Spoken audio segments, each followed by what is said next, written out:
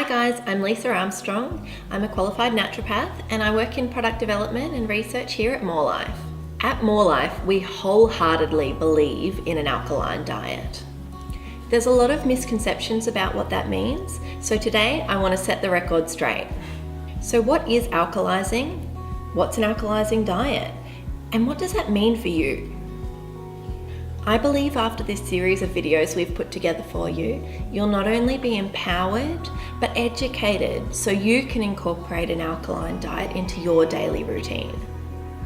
The alkalizing diet is based off the concept of what we eat, in turn affecting our pH in our body.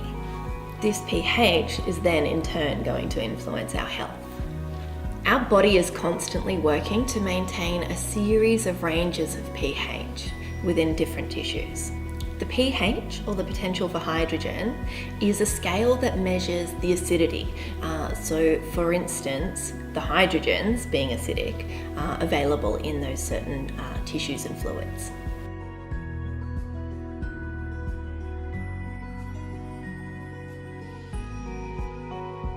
All the different tissues in the body have different optimal pH ranges. For example, the pH of the stomach, it needs to be really acidic, so it's at about a 1.5 to 3.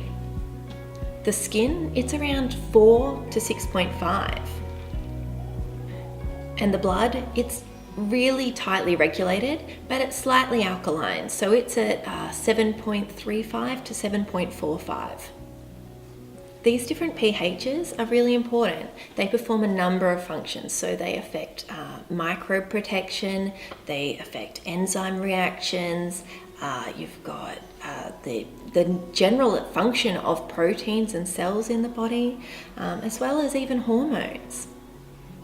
So it's really important we protect this pH within the body. So we want to make sure that the body is maintaining these pHs at their optimal levels.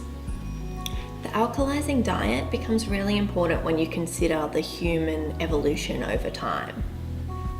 If you go back 10,000 years ago, we were really eating a diet that was based on foraging. So lots of fruits and vegetables, a little bit of grain, and meat that we ate if we could catch it and kill it.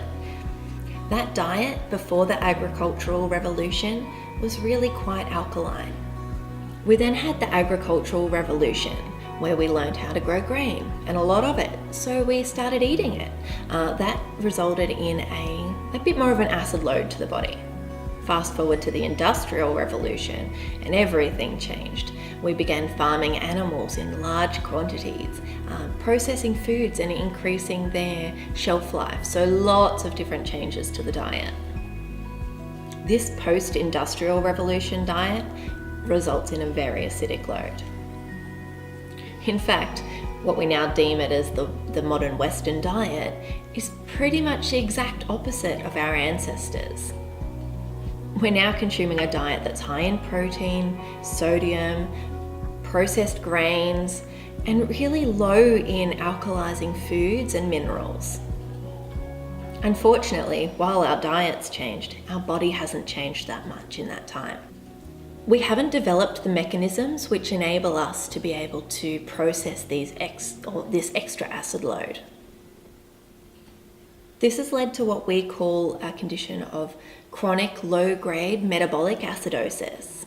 This is where the body's blood is still within its normal range, but at the more acidic end of that range.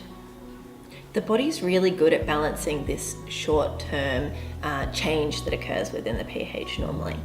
The problem is this constant state of acidity over a long period of time. The body's still able to handle it, it just results in a nutritional expense. So we find that it's causing the body to draw on its own stores, which ironically the diet isn't providing. So like I said, the body is really good at balancing itself. It needs to. It's a matter of life and death. Generally, it relies on two main pathways to do this, the kidneys and the lungs. Now the blood, it carries carbon dioxide to the lungs to be exhaled. Great buffer. The kidneys produce alkaline molecules, which are then used to neutralize these acids so they can be filtered from the blood and removed in the urine.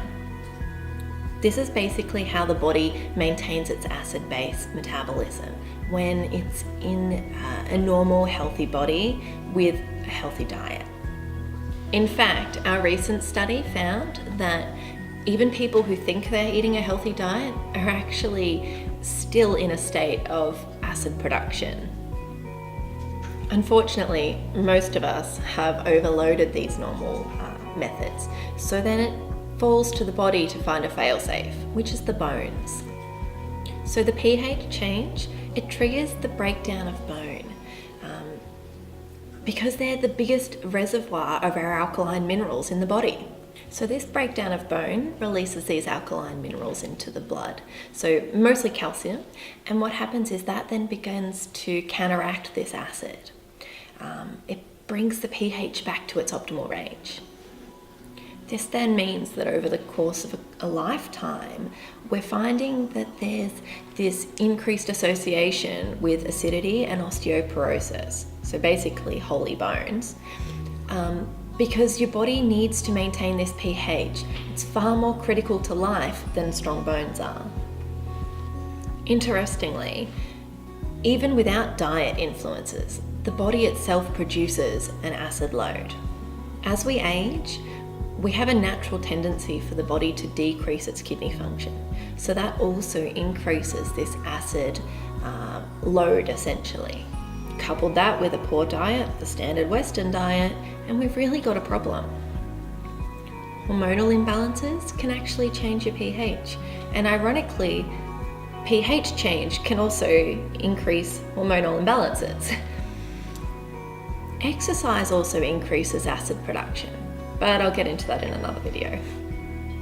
Even our rate of breathing is a contributing factor to an acid load or an alkaline balance. As you can see, there's so many ways in which the body is regularly changing this balance, so it's constantly being affected, but it's also constantly balancing it out.